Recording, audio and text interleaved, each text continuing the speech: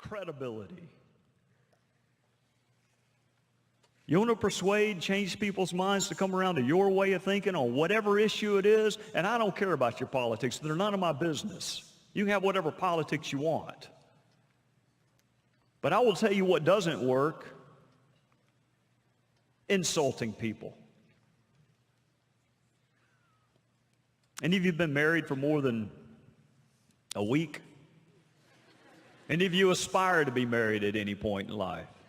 Let me give you a piece of free advice after 25 years of marriage. Insulting people does not work if your objective is to persuade. I am terrified of my wife, so I have never tried to insult her into changing her mind, but I have seen plenty of my friends try it, and it does not work. Look, I did not vote for President Obama. I didn't vote for him. I didn't vote for him. But you know what? A majority of my fellow citizens did.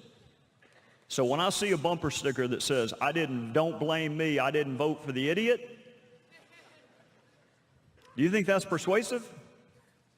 Do you think anybody that voted for President Obama is going to be persuaded, yeah, maybe I possibly made a mistake because this person called me an idiot? Life doesn't work that way. You know what happens when you're insulted? You become even more dogmatic in holding your incorrect belief than you were before you were insulted. So if your goal is to persuade, you shouldn't be insulting people. Let me tell you what else doesn't work. Hypocrisy. Telling other people how to live their lives, but you live your life a different way.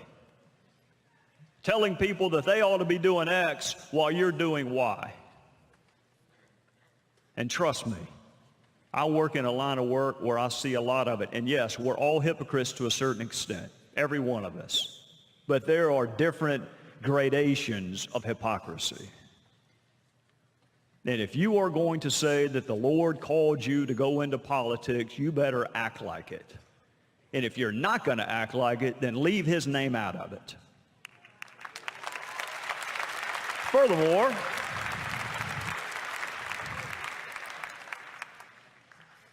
I want you to ask yourself this: these candidates that are called by God to run for office, are their campaigns any different than the people who weren't called by God?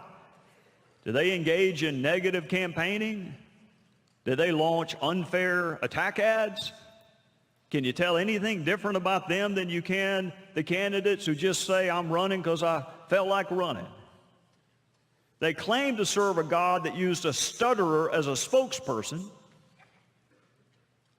They claim to serve a God that let his own son lose a race to a guy named Barabbas, but they don't act like it. You want to persuade people? Hypocrisy doesn't work. Insults don't work. What does work? A relationship. The person has to know that you care about them. They have to know that you care about them. There are two people in politics that I think do a wonderful job of that, and I don't care whether you support either one of them. One is Marco Rubio. Marco Rubio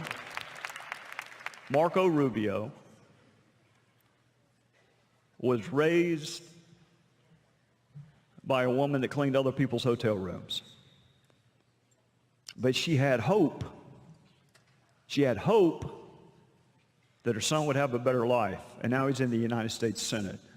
And the other person who does a wonderful job of communicating hope is a guy named Tim Scott, who is my best friend in politics. And Tim Scott's grandfather, who's now 94, would hold the newspaper up every morning at breakfast. Wanted Timmy to see him reading the newspaper because of the value of education, the power of education. Wanted Timmy to be informed. Wanted him to be up on current events. So he held the newspaper up every single morning. Except he couldn't read.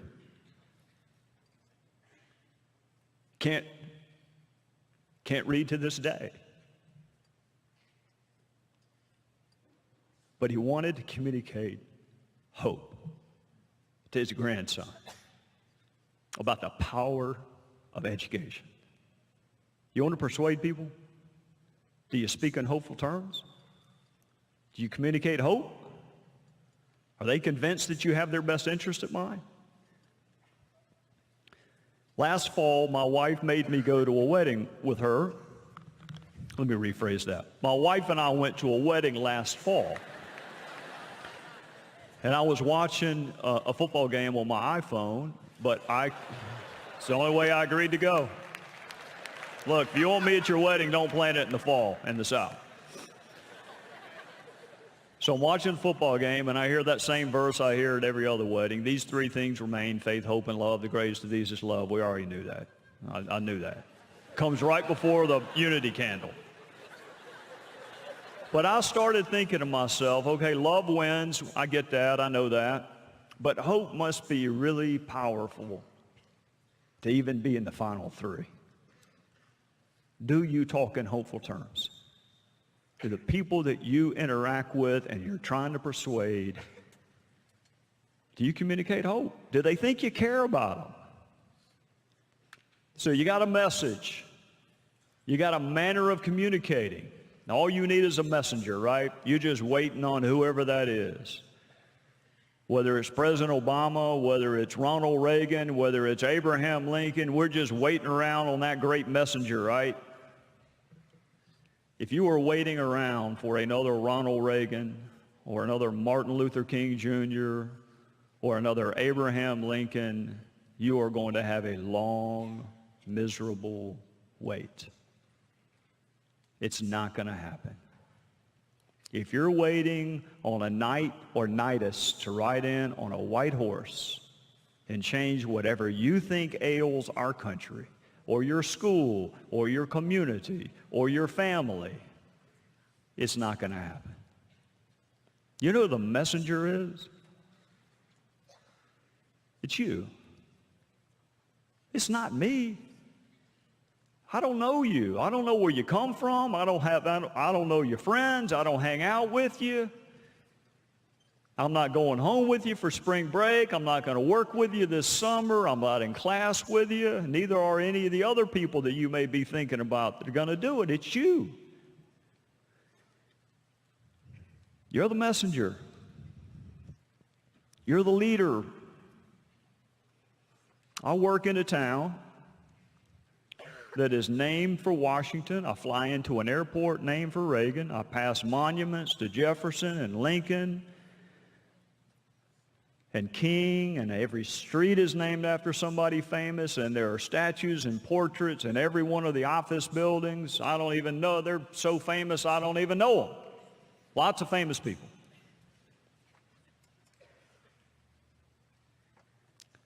And when you're flying on an airplane into Reagan, pilot usually says you may want to look off to this side to see this monument, or you want to look here and see the Washington Monument or the White House. I don't lean forward for any of that. Not anymore. I've seen it. You know what I think about when I fly into Reagan? I think about a guy you've never heard of. You've never heard of him. I was about your age.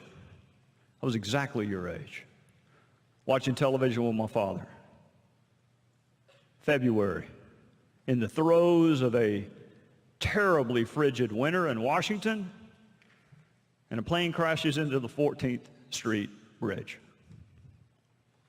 And all the passengers except a half dozen were killed on impact, and those half dozen were in the icy waters of the Potomac River. And I'm watching this on television with my dad. This is before 24-hour news, but it was captivating the country. So you got these people in the icy waters of the Potomac, and you got the whir of a helicopter coming. And that helicopter lowers a rope ladder into the waters of the Potomac, and it falls into the hands of a man you've never heard of before. If I called his name right now, you don't know him. So he has life in his hands, and he passes it to a stranger. and that person is hoisted to safety, and the helicopter takes her away, and it comes back, and the same scene repeats itself 4 more times. And every time, he's got his hands on a rope ladder. He is this close to saving his life.